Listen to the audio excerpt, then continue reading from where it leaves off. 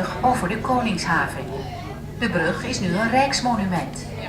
De Erasmusbrug heeft zich ontwikkeld tot het icoon van Rotterdam.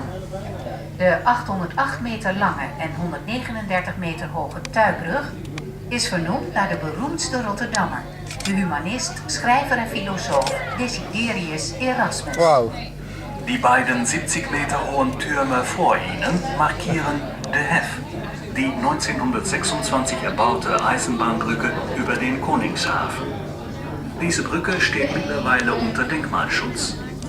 Die Erasmusbrug ist zum Wahrzeichen von Rotterdam geworden.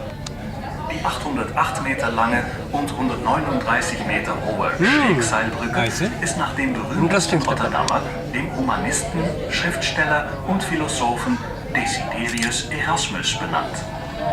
The two 70-meter high towers in front of you mark the Hef, a railway bridge built in 1926 across the Koningshaven. The bridge is now a state monument. The Erasmusbrug has become the iconic symbol of Rotterdam. 808 meters long and 139 meters tall, the bridge was named after Rotterdam